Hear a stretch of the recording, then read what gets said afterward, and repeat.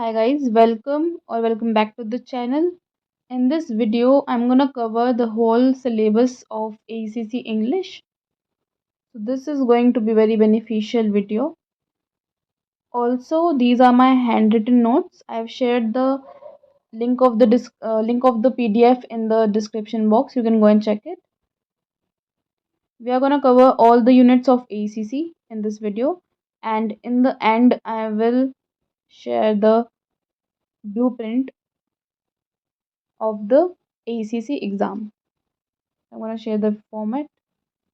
So let's get into the video. Unit 1 is communication. The word communication is used to mean any activity in which information, emotions, feelings are conveyed from one another. So communication is an activity in which we share our information, emotions, feelings with one another. It is derived from two Latin words. One is communicare, which means to share information, ideas, emotions, knowledge amongst people, and the another root is communis, which means commonness. Communication is the commonest thing that each of us share with fellow human beings. So, from the perspective, both words communicare and communis are significant in providing meaning to the idea of communication. So communication is a very common thing which we share with fellow human beings, which we share with our family, relatives, colleagues. Okay, let's move further. Whether we communicate or miscommunicate, communication has a significant role in our everyday life. As I said, communication plays a very important role in our everyday life because we spend a lot of time communicating. We communicate with our friends, family, relatives, colleagues, employees, and with many people we may not know. We communicate with our friends, family, relatives, colleagues, employees, and with many people we may not know very well, which are perfect strangers. It is only through communication that we fulfill our different needs, which are personal, psychological, educational, social, financial, professional, and cultural. So we communicate with our family, friends, relatives, employees, and even with perfect strangers. This is all possible because of communication. It is essential to our existence, therefore, we should be able to communicate effectively in a coherent, clear, and concise manner, as success in our life depends on effective communication. So effective communication is very important. We must be coherent, clear, and concise when we are communicating, as it is very important for the success in our life. It depends on the communication which we give, because the thoughts, the ideas, all the things which we have, we can share them through communication, and if the communication is not effective, then it may lead to miscommunication. So it is very important to be effective when we are communicating. Also, in our personal and professional life, communication plays a different role. In our personal life, we communicate very informally, like with our friends and families, but in our professional life, we must be effective, because if we are not effective, then no one is gonna pay attention to what you are saying. Okay. Next is functions of communication. In the individual context, it provides us knowledge, gives way to commercial success, enforces and adjusts behavior patterns, help in socialization and building relationships, create legends. And in social context, it educates people and makes them capable on various fronts, persuades the targeted subject to buy products or services, generates enthusiasm in the mind of targeted subject to develop or modify views on particular issues. So social these are all in the social context. In the organizational context, it serves as an essential tool. It assists in decision making. It keeps the employers enlightened, informs the employees informed about their obligations, build good employee relations, facilitate the basic management process, directs the influence. So these are all the organizational context, in the organizational context.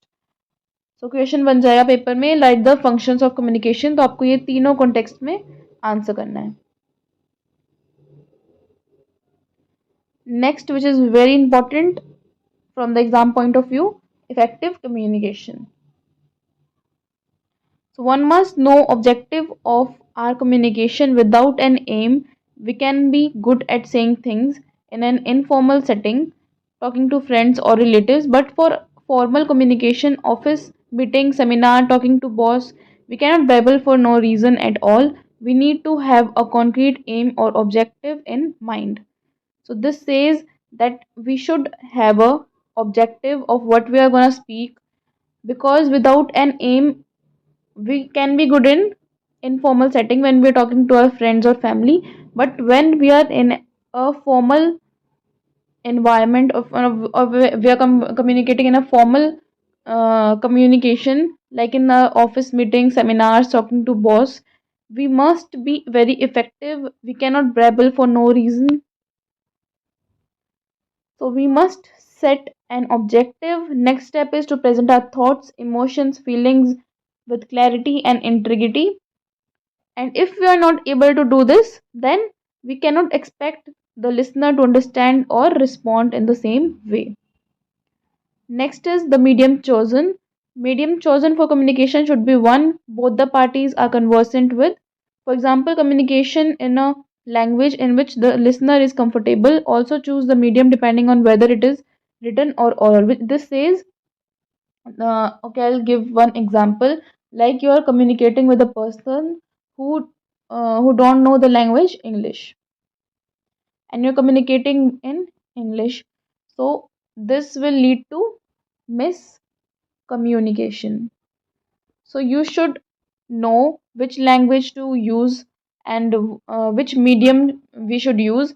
Like in exams, if you are doing things orally, like मन में आप बिल्कुल answer अपना बोल रहे हो, but आप उसको जब लिख रहे हो अपने उसमें आंसर शीट में, तो आप उसका बहुत स्मॉल पार्ट लिख रहे हो, तो आपका जो रिटर्न आपने जो लिखा है वो ही आपके रिजल्ट पे डिपेंड करेगा। जो आपने ओरल इतना सब कुछ सोचा हुआ है वो आपके रिजल्ट पे डिपेंड नहीं करेगा। तो you should be very clear when you are choosing the medium. Appropriate environment में क्या होता है, if let this be a school, okay, and suppose यहाँ पे एक डॉग है, ओके, वो बाग कर रहा है, तो जो टीचर होगी क्लास में वो डिस्टर्ब हो जाएगी, बच्चे भी डिस्टर्ब हो जाएंगे। इसकी वजह से क्या होगा, जो टीचर की बात बच्चे सुन रहे थे वो नहीं सुनेंगे, उनका सारा टेंशन यहाँ पे चला जाएगा, जिससे क्या होगा, मिसकम्युनिकेशन होगा, जिससे उनका माइंड डाइवर्ट हो जाएगा एकदम से। जिस पॉइंट पे मैम उनको सिखा रही थी उस पॉइंट पे मैम उनको बाद में नहीं सिखा पाएंगी। इसलिए अप्रोप्रिएट इन्वायरमेंट का होना बहुत ज़रूरी होता है कम्युनिकेशन के लिए। पैरालिंग्विस्टिक फीचर्स क्या होते हैं, tone, pitch, voice, pronunciation, appropriate gesture, posture, facial expression, eye contact, dressing affects the oral communication। मतलब उनकी जो पिच होती है, जो स्पीकर की, उसका वॉइस, उसका प्रोनाउंसिएशन कैसा है, उसका जेस्टर, पोस्चर, आइदर वो आई कांटेक्ट बना पा रहा है नहीं बना पा रहा है, वो सब किस में आता है, पैरालिंग्विस्टिक फीचर्स में। Next and the last one, which is very important, is feedback. No communication is complete without a feedback. Only when we receive a feedback, we know whether we intended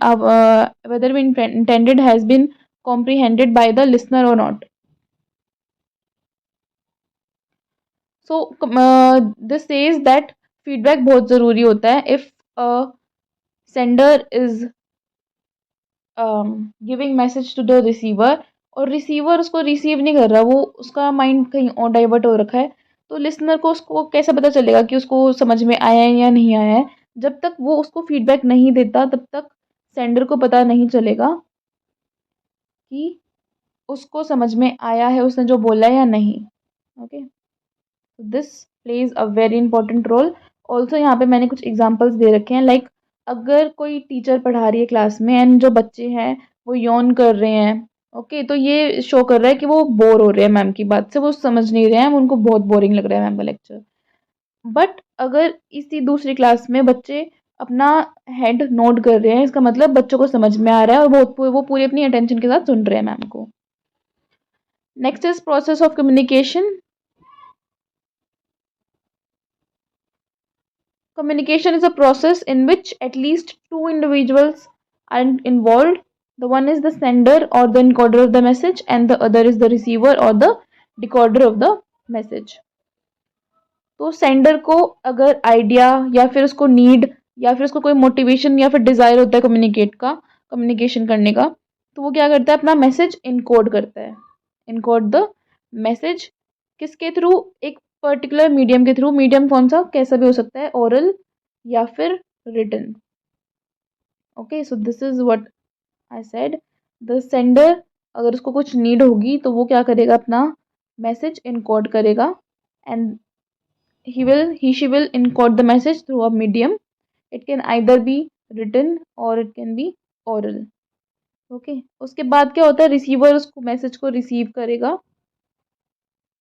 The receiver tries to decode so that he she comprehend what the encoder means. If the encoder and the decoder share the same basic of encoding, decoding the sounds and the symbols, then the communication succeeds. So receiver क्या करता है, message को decode करता है. But if the semantic base of the sender and the receiver is different, then it leads to miscommunication. Semantic base मतलब कुछ भी, कोई भी obstacle आ सकती है कम्युनिकेशन में. लाइक अगर वो कम्युनिकेट कर रहे हैं through a medium which is mobile phone. What I made, wait, if they are communicating through a medium which is mobile phone. Okay, so but network issues आ रहे हैं फ़ोन में.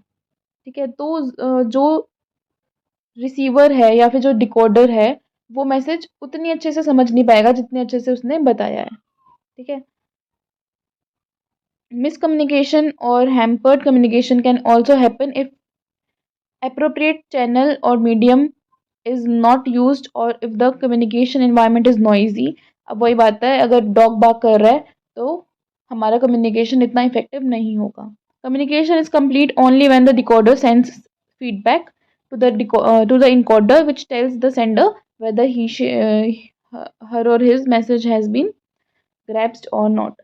So the last part is the feedback. जो decoder होता है वो feedback भेजता है सेंडर को, जिससे सेंडर को पता चल जाता है उसका मैसेज कितने अच्छे से उसने सुना है and what are the results. This was the process of communication. और इसी के साथ हमारी यूनिट 1 खत्म होती है. Let's move on to the unit 2 which is language of communication.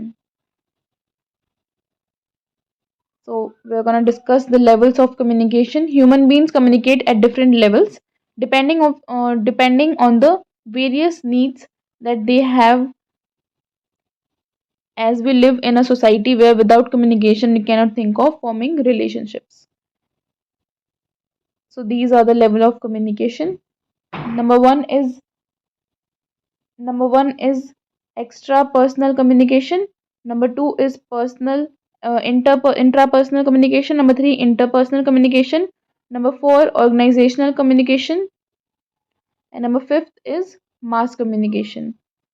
Extra personal communication होता है human being interact with non human entities. We often communicate with our pets, like a girl or a boy talking to her pet dog. तो ये किस में आता है, extra personal communication में. Intrapersonal में क्या होता है, when we talk to ourself, a personal speaking to himself.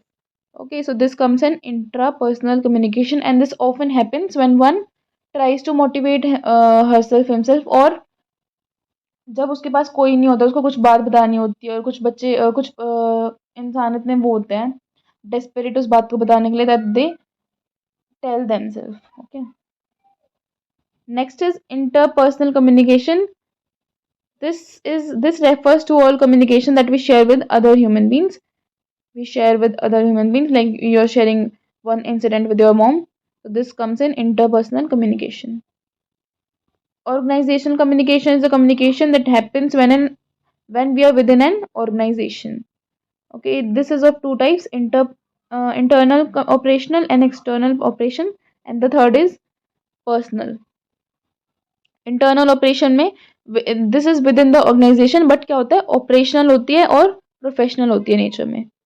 External operational में होता है this is with the people of the organisation, but ये प्रोफेशनल, ये जो कन्वर्सेशन होती है ये प्रोफेशनल थिंग के बारे में ही होती है. पर्सनल में ऑल कम्युनिकेशन जो नहीं डील करेगी ऑपरेशनल और प्रोफेशनल कम्युनिकेशन का के लिए. ठीक है. Last one is mass communication. Mass communication, इसके वर्ड से पता चल रहा है कि we are communicating to a large group of people.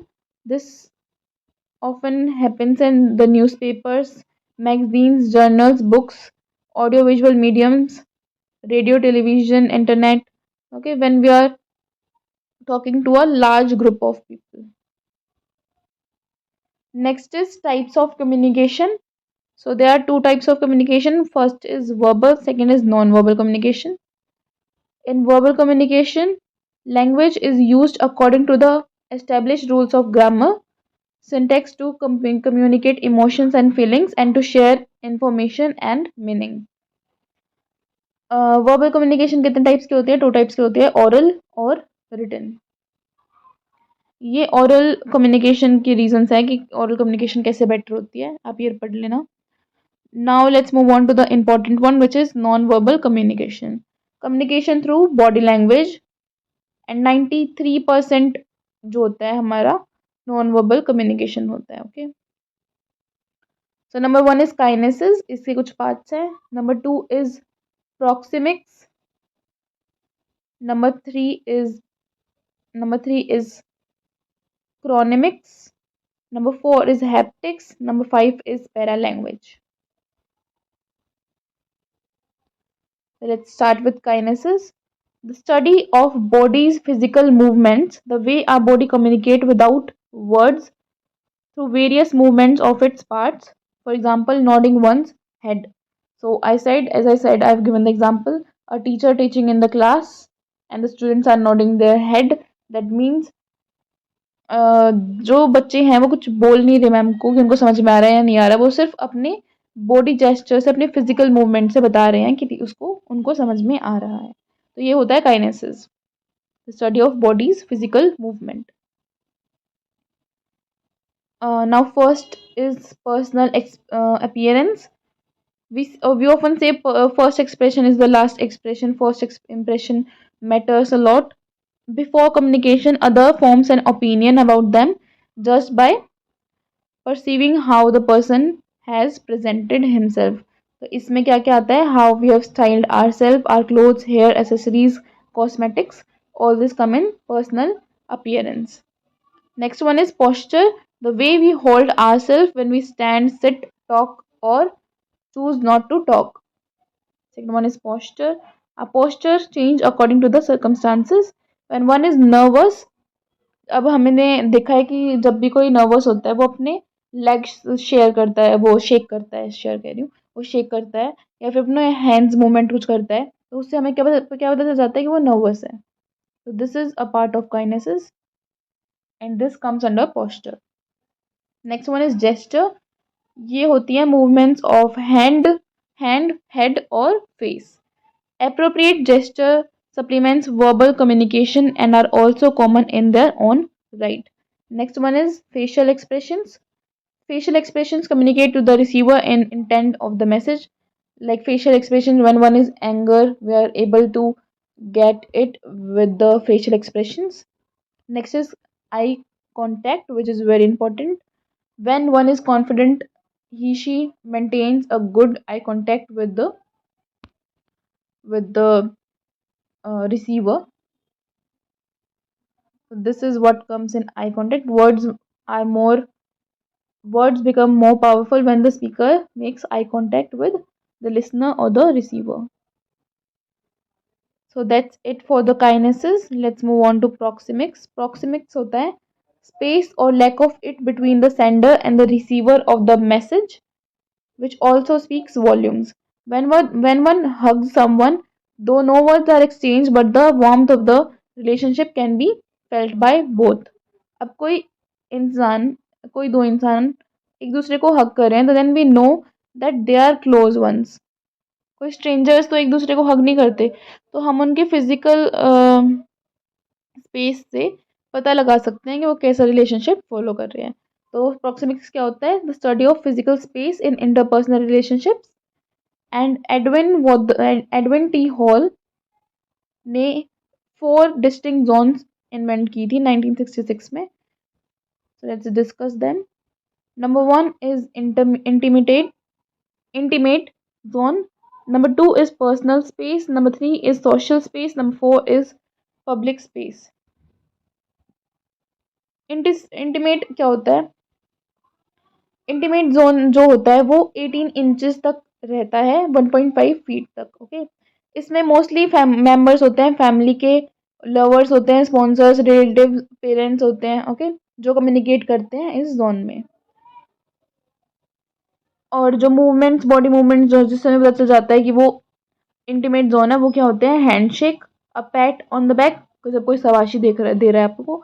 A hug is an example. These are the examples of this type of communication. Next is personal. ये stretch होता है 18 इंचेस तक, 1.5 से लेकर 4 फीट तक. इसमें आपके close friends, colleagues, peers communicate करते हैं. और ये जोन बहुत पर्सनल होता है और क्वाइट रिलैक्स होता है क्योंकि आपके फ्रेंड्स है तो ऑब्वियसली एक बहुत कैजुअल प्लेस होता है.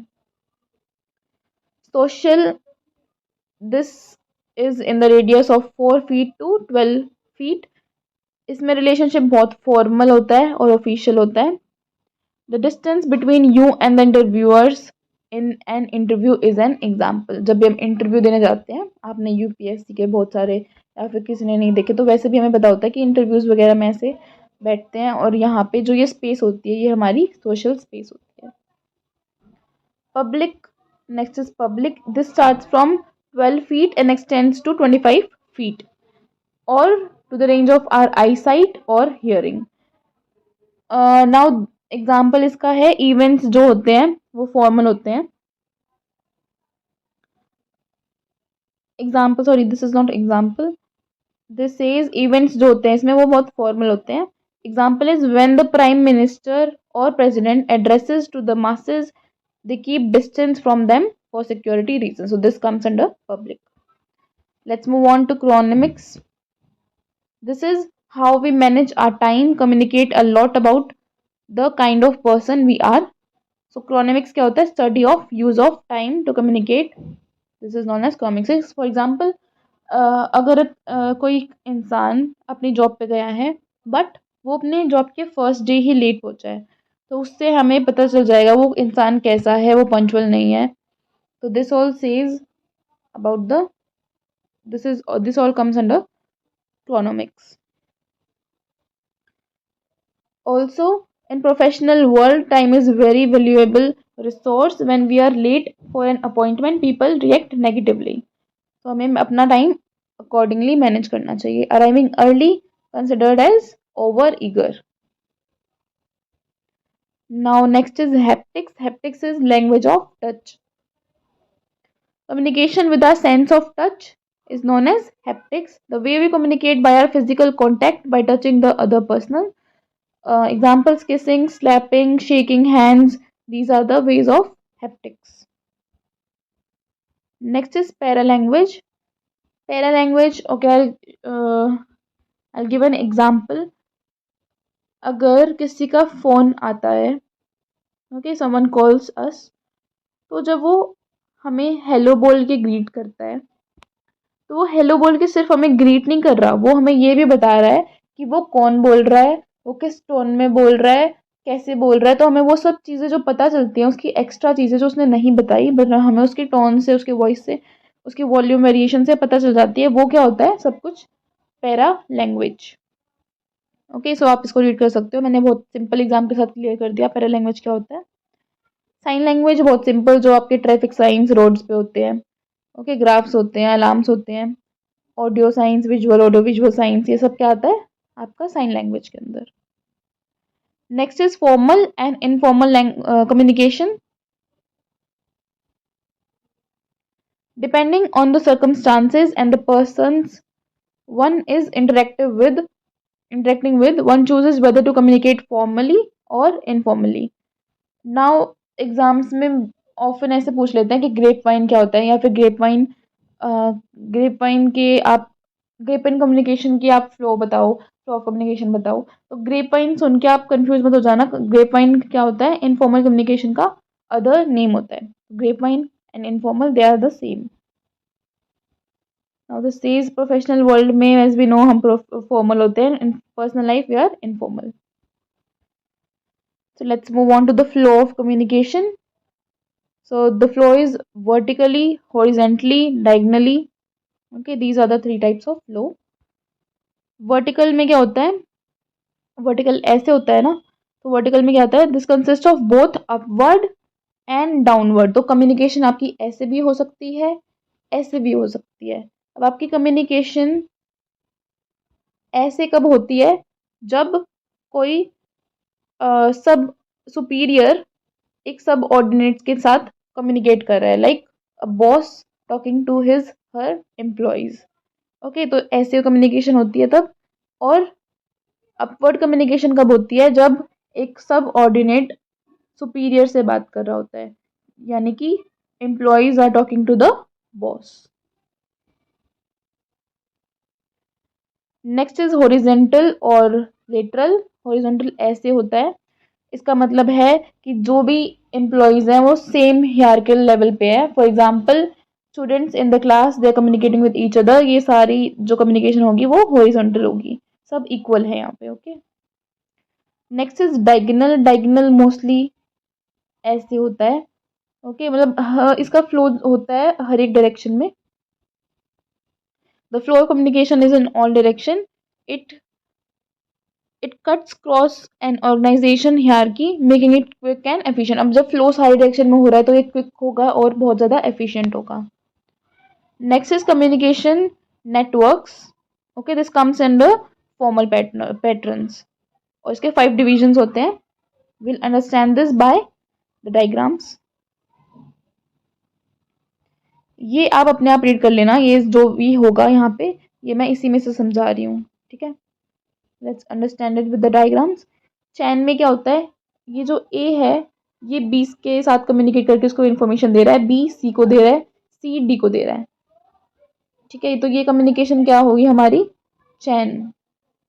ओके, ये हमारी चैन नेटवर्क होता है। ओके, सर्कल में क्या होता है, ए ई को भी दे सकता है, ए बी को भी दे सकता है, बी डी को दे सकता है, बी डी को, और सी डी को दे सकता है। यानी कि इसमें इसमें जैसे एक इंसान एक ही इंसान से बात कर सकता था कम्युनिकेशन करने के लिए, पर इसमें एक इंसान एक टाइम पे 2 से बात कर सकता है। जैसे बी सी से भी कर सकता है, और बी ए से भी कर सकता है, ई ए से भी कर सकता है, या ई डी से भी कर सकता है, डी सी से भी कर सकता है, डी ई से भी कर सकता है। तो ये कम्युनिकेशन नेटवर्क हमारा कैसा हुआ, circle. Next is all channel. All channel में मतलब किसी से भी आप बात करो सीधा, जैसे बी को ए से बात करनी है वो सीधा बात करेगा, बी को ई से बात करनी है वो उससे भी बात कर सकता है, बी को डी से करनी है, बी को सी से करनी है, ठीक है। तो किसी से भी डायरेक्ट बात कर सकते हैं, तो इसको हम बोलते हैं ऑल चैनल, और ये ऑफन एक स्टार होता है।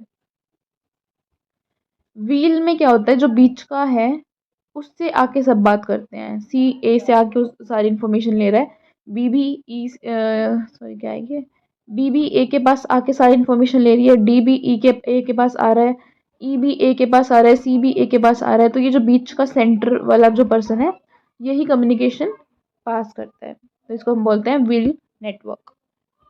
Next one is Y. Y मतलब ये जो ए है ये पास करता है इन्फॉर्मेशन डी को, ई को, ए करता है बी को और सी को। तो ये हमारा क्या होता है, by communication, this is the centre one.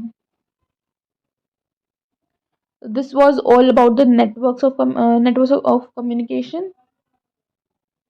Now let's move on to the informal communication, which we often say is grapevine.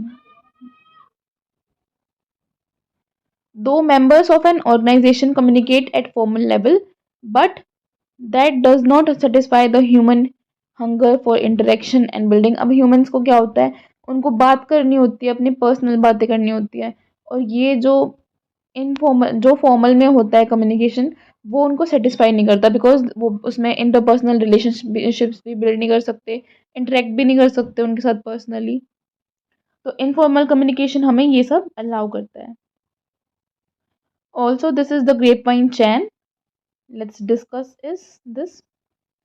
So this chain consists of four elements, which is the first one is single strain chain, second one is gossip chain, third one is probability chain, fourth one is cluster chain.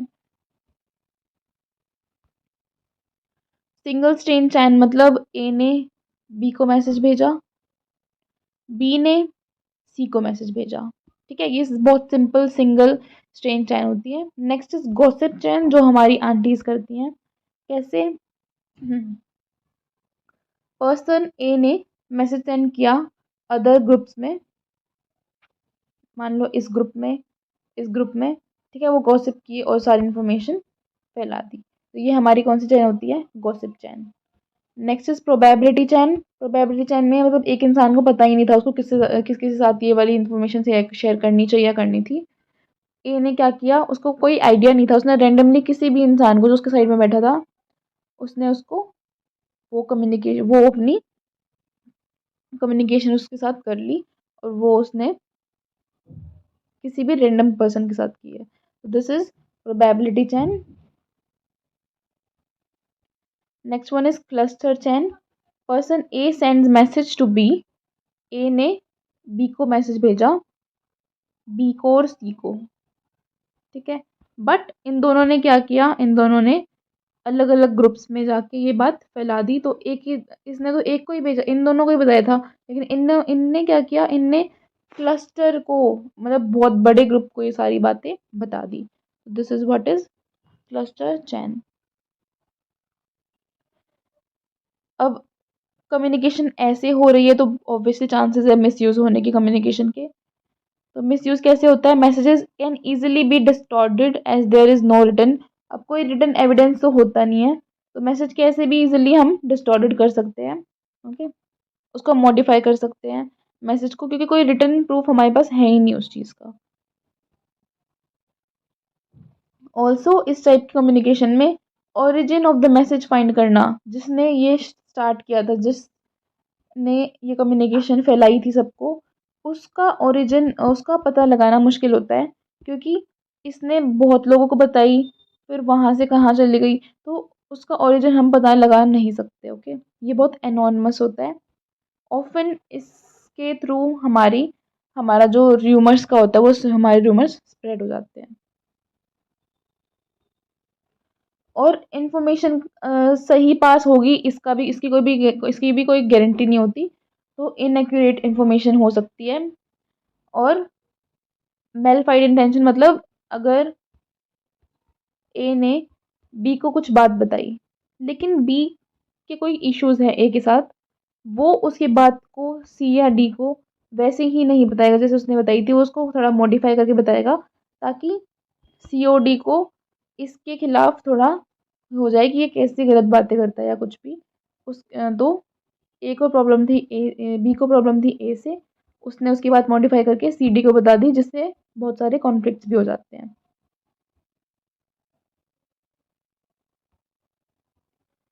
Now these are the effective use of grapevine. Advantages उनकी, ये channel बहुत speedy और spontaneous होता है, क्योंकि मैंने बताया कि वो ए ने बी को बताई, बी ने क्या किया, सीधा ही इतने सारे ग्रुप को बता दी, तो बहुत ज़्यादा स्पीडी और स्पॉन्टेनियस होता है। प्राइमरीली ये एक ओरल मीडियम होता है, और ये इसलिए एक्सपेंसिव नहीं होता, क्योंकि पेन और पेपर की कॉस्ट हमें बियर नहीं करनी करेगी, because this is a oral medium. Network is multi directional and therefore the flow of information is flexible. मतलब मल्टी डायरेक्शन मतलब किसी भी डायरेक्शन में चला जाता है, इसमें कुछ रिस्ट्रिक्शंस नहीं है फॉर्मल वाले की तरह, कि ए को बी को मैसेज भेज रहा है, बी ए को नहीं भेज सकता, ऐसी कोई रिस्ट्रिक्शन नहीं है, ये बहुत फ्लेक्सिबल होता है।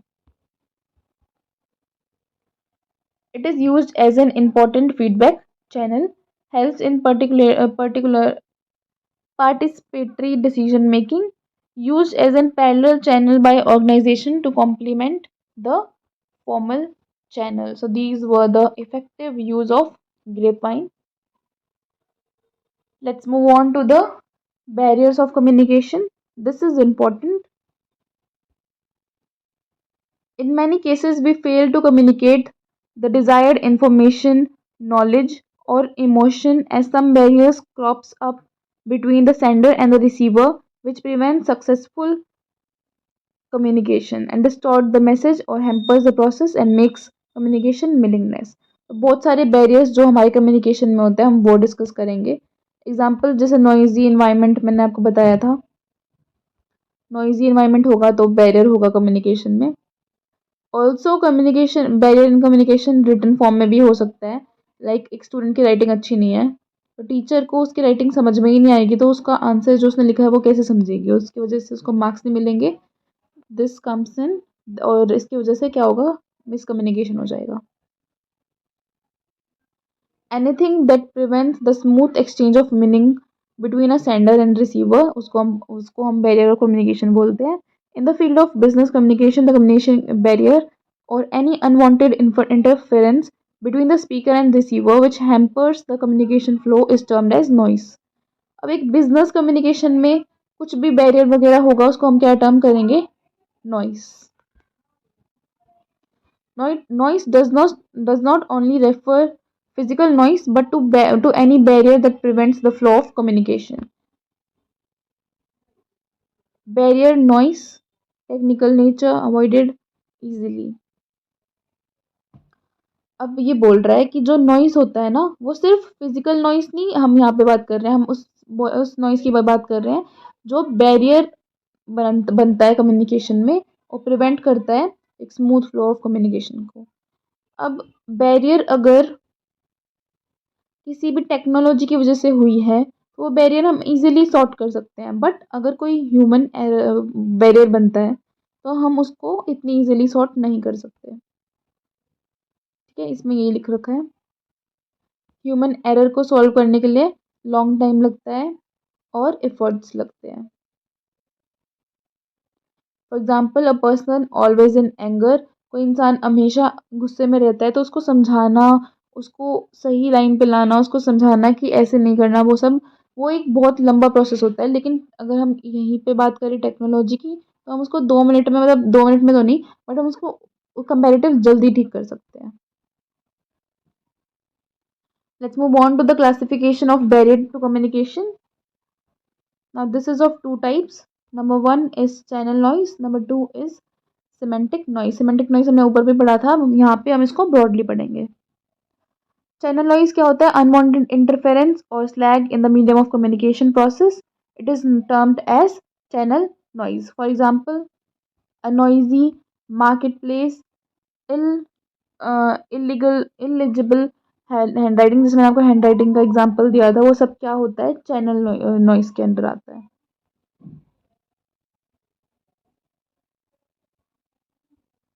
नाउ दीज आर,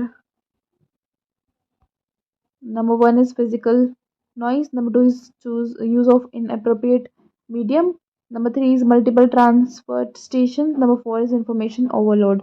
अब ये सब पढ़ लेना, बहुत ईजी है. ओके, सिमेंटिक नॉइज भी बहुत ईजी है. Semantic noise in the context a dog bark of the tree. Semantic noise पता क्या होता है? अगर मैं बोल रही हूँ कि अ डॉग, नहीं, अगर मैं बोल रही हूँ कि when someone says the bark is strong. अब मुझे दो बार्क के बारे में पता है. एक तो होता है जो डॉग बार्क्स होता है, एक होता है जो बार्क हमारा ट्री का होता है.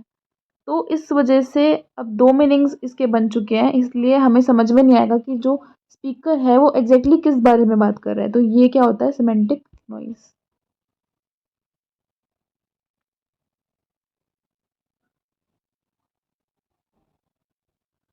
Another example is when one says, I saw Ravi going with old men and women. इसमें क्या होता है कि क्या इसमें डाउट बनेगा कि मैन, ओल्ड मैन तो बोला एंड वुमेन बोला उसने, हमें ये नहीं पता चला कि ओल्ड उसने सिर्फ मैन के लिए यूज़ किया या फिर वुमेन के लिए भी किया है। तो ये क्या हो गया हमारा सिमेंटिक नॉइस। ये इसके कॉजेज हैं, लिमिटेड वोकेबुलरी। ओके, ये सब आप पढ़ सकते हो। Next are the strategies to overcome barriers to communication. When a particular communication fails to evoke any response or the desired response because of some noise or barrier, then we should follow the following steps. So, these are the steps one must follow.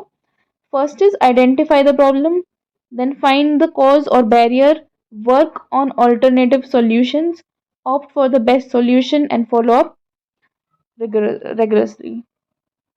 So, these are what the strategies of barrier to communication looks like. Okay, let's move on to the 7 C's of effective communication. This is the most important topic.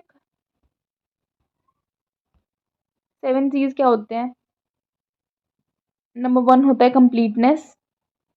Completeness मतलब कोई भी information हमारी अगर complete नहीं है, हम ऐसे बोलते हैं ना कि आधी अधूरी इंफॉर्मेशन बहुत ज़्यादा डेंजरस होती है। तो हमारी इंफॉर्मेशन हमेशा कंप्लीट होनी चाहिए। तो नंबर 1 पे हमारा कंप्लीटनेस। नंबर 2 कॉन्साइसनेस।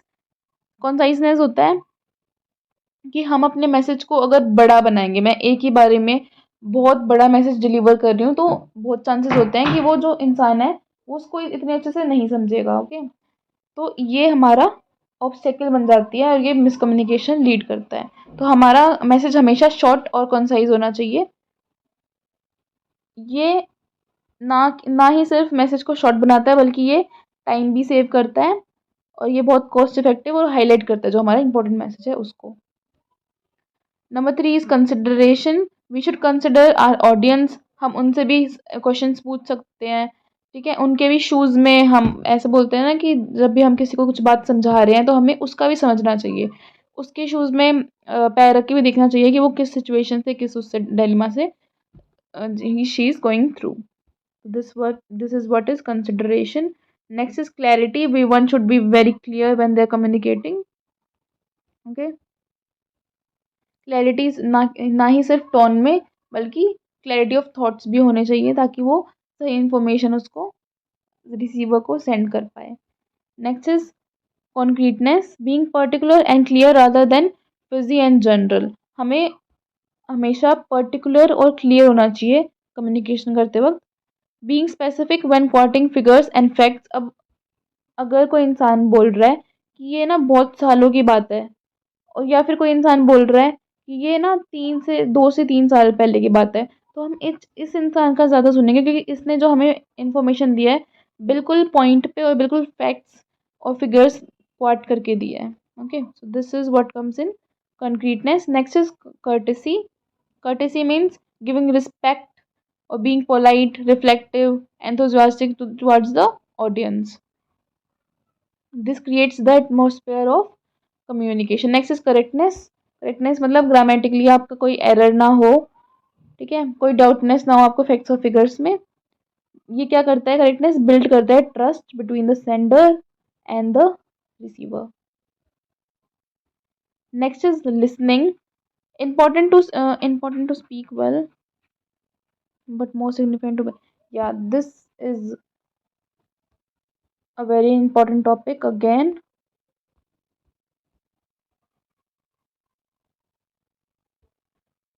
सो जितना इम्पोर्टेंट बोलना होता है उतना ही इम्पोर्टेंट होता है कि हम उस बात को अच्छे से सुने, हम एक गुड लिसनर भी बने, ताकि हम इंफॉर्मेशन अच्छे से गैदर कर पाए और जो कि हमें ही आगे हेल्प करती है। Listening is not same as hearing. We hear many sounds coming to us from various. अब लिसनिंग और हियरिंग दोनों अलग चीज़ें हैं। हम बहुत सारी नॉइस भी हम हियर करते हैं, ठीक है, बहुत सारी चीज़ें हम हियर करते हैं अपने एटमोसफेयर में जो चल रही होती हैं, बट हम लिसन उन्हीं चीज़ों को करते हैं जो हमारे काम की होती हैं। Okay, only to sounds we turn our ears as they mean something significant. Listening carefully communication the message that he she is serious. अगर कोई अगर कोई मैसेज को अच्छे से ध्यान से सुन रहा है, इसका मतलब उसके लिए वो मैसेज बहुत इंपॉर्टेंट है, वो सीरियसली उसको सुन रहा है। अब लिसनिंग में 4 टाइप्स की होती है।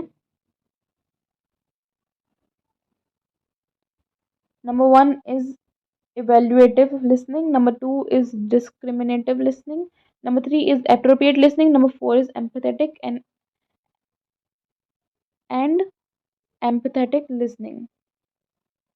Empathic listening. Evaluative listening में क्या होता है? Listening to arguments in broad meetings. The director evaluates the arguments of the speaker by listening. Evaluative में होता है जब हम कोई मीटिंग चल रही है और उस इंसान का जो असिस्टेंट है वो उसकी बातें सुनकर उसको नोट डाउन कर रहा है. Okay. Next is discriminative listening. Discriminating listening होता है कि डिस्क्रिमिनेट करना, लेकिन लाइक अगर आप उस इंसान को पसंद ही नहीं करते हो तो आप उसकी बातें सुनोगे ही नहीं. ठीक है, लेकिन आप जिस इंसान को पसंद करते हो आप उसकी बातें सुनोगे भी और समझोगे भी. Next is appreciative listening. Appreciative जैसे वर्ड से हमें चल रहा है when one listens the kind of appreciation for what is spoken. Appreciation में like when one is clapping, clap कर रहा है उसकी बात को सुन के, या फिर जब वो नोट कर रहा है अपना हेड एप्रिशिएशन दिखाने के लिए. ओके. Next is empathetic. ये क्या होता है? किसी को सिंपैथी देना, एम्पैथी देना, उसके साथ सुनना उसकी बातें. ठीक है, जब कोई अपना दुख दर्द आपके साथ शेयर कर रहा है, आप उसकी बातें उसी फीलिंग के साथ सुन रहे हो. Next is features of oral communication. Then we will study the strengths and the weakness of oral communication, group decision, advantages of listening. Yeah, that's it. So features of oral communication में क्या आता है? वैसे ये बहुत easy है understand करने के लिए. आप इसको पढ़ भी लोगे तो आपको समझ में आ जाएगा. ओके, तो let's not waste time, let's move further. Okay, these are the features. मैंने बहुत सिंप्लीफाइड वे में लिख रखा है, आपको इसमें कुछ मॉडिफाई करने की जरूरत नहीं है. आप इसको ऐसे का ऐसे लर्न कर सकते हो और आपको ये ऐसे ही समझ में आ जाएगा. ये कुछ स्ट्रेंथ्स और वीकनेस है ओरल कम्युनिकेशन की. स्ट्रेंथ क्या होती है? ये फास्टर और स्पॉन्टेनियस होता है, फीडबैक इसका इंस्टेंटली मिल जाता है. Okay, classification can be assessed immediately. Classification कर सकते हैं. Can be used with non verbal language to facilitate communication. Can be corrected mid way to take a different. अब हम कोई कम्युनिकेशन अगर ओरली कर रहे हैं तो हम अगर वो बीच में कुछ गलत बोल रहा है तो हमको तभी करेक्ट कर सकते हैं. लेकिन रिटन कम्युनिकेशन में ऐसा नहीं होता. कोई आपको एक लंबी सी चिट्ठी भेज रहा है, उसमें कुछ गड़बड़ है बीच में, लेकिन आपको गड़बड़ जानते हुए भी आप उसको करेक्ट नहीं कर सकते, आपको आगे बढ़ना ही पड़ेगा उसको. ठीक है, ये बहुत टाइम से सेविंग होती है. ठीक है, लेस टाइम में हो जाती है और इकोनॉमिकली आपके लिए बहुत कंज्यूमिंग होती है. लाइक इकोनॉमिकली आपके लिए बहुत बेनिफिशियल होती है ये. Also this helps in interpersonal relationships. ये इसके अपोजिट है और थोड़े से अलग है, इनसे आपको पढ़ लेना है इसकी weaknesses. Next is group discussion.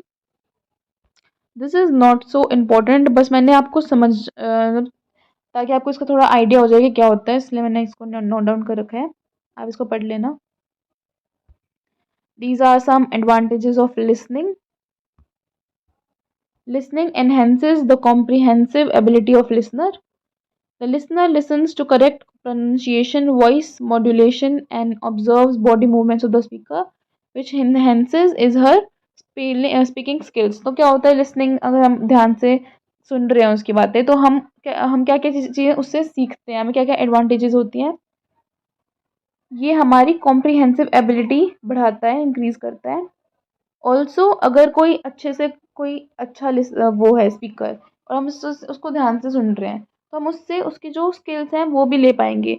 Like जो उसका पोस्चर है हम वो सीख पाएंगे, वो कैसे पोस्चर में खड़ा है, वो कैसे अपनी बात को सबको बता रहा है, कैसे वो अट्रैक्शन से बोल रहा है. ओके, हम उसको ऑब्जर्व करके उसकी ये सारी स्किल्स गैदर कर सकते हैं.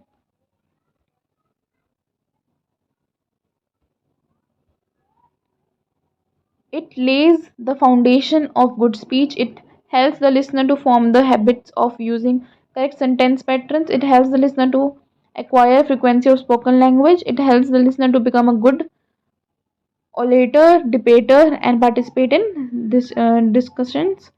It helps the listener to improve his her competence and performance. It helps the listener to overcome hesitation and shyness. Okay, so these all are the advantages of listening. Let's move on to the types of listening. ये हमने ऊपर करे थे, but मैंने इसको थोड़ा broadly लिखा है ताकि आप अपने एग्जाम्स में इसको लिख पाओ, बिकॉज ये ज़्यादा नंबर का आ जाता है, फिर we are we don't have any words, short words हो जाते हैं, तो हम इसको पढ़ के अच्छे से इसका आंसर कर पाएंगे. I have written this for you guys, आप इसको पढ़ सकते हो. नेक्स्ट इज, ये सब वही है, बैरियर्स टू लिसनिंग, ये मैंने वापस लिखा हुआ है, I don't know why. Effective listening हम कैसे कर सकते हैं, ये मैंने पॉइंट्स लिखे हुए हैं, आप इसको अपनी लैंग्वेज में, मतलब ये तो मेन हेडिंग्स हो गई, आप इसको एलेबोरेट करके अपनी लैंग्वेज में और भी ऐड कर सकते हो. Number 1 is patience in listener. Number 2 is positive attitude of listener, eye contact of listener, ask questions to clear doubt, try to read mental state of the speaker. These are the effective tips to be a good listener. So let's move on to the last part of the video, which is the ACC exam pattern. तो ये pattern 2022 का है. I don't know आगे ये change हो जाएगा, but अगर आगे चेंज भी हो जाता है तो ये ऊपर नीचे ही करेंगे, इतना ज़्यादा चेंज नहीं होगा. ये चीज़ें तो ऐसी की ऐसे ही आएंगी. ओके, तो शॉर्ट नोट्स आते हैं हमारे 5 शॉर्ट नोट्स आते हैं हमारे 5 शॉर्ट नोट्स, मतलब कुछ भी बोल सकते हो. इफेक्टिव कम्युनिकेशन पे शॉर्ट नोट लिखो, ओके, ग्रेप वाइन पे लिखो, तो आपको वो लिखने हैं. And this comes for 2 marks each, so 5 into 2 10 marks हो गया. एक्सप्लेन के 2 क्वेश्चन आते हैं, कोई भी आपको 2 क्वेश्चन दे देंगे बड़े बड़े 5 नंबर के. ओके, राइटिंग सेक्शन में क्या क्या आता है, dialogue writing, interview, public speech, और ये इनके मार्क्स प्रोवाइडेड है यहाँ पे. Question number 4 is passage based और समरी राइटिंग. समरी राइटिंग ना पैसेज वाली होती है, आपको पैसेज का ही बोल देंगे, आपको इसका आपको इसकी समरी लिखनी है. Okay, next is letter to editor और कंप्लेंट लेटर. इन दोनों में से कोई भी एक आ सकता है. कितने मार्क्स का, 10 मार्क्स का. ऑल्सो पेजेस आप ट्राई करो लेटर में 3 to 4 पेजेस आप कवर कर पाओ. Next and the last one is report writing, जो कि हमारी 10 मार्क्स की आती है. टोटल मार्क्स हो गया, total marks of the paper हो गया आपका 75. So this was the format of ACC. ये इंपॉर्टेंट राइटिंग सेक्शंस हैं जो मैंने लिखे हुए हैं. Number 1 is paraphrasing.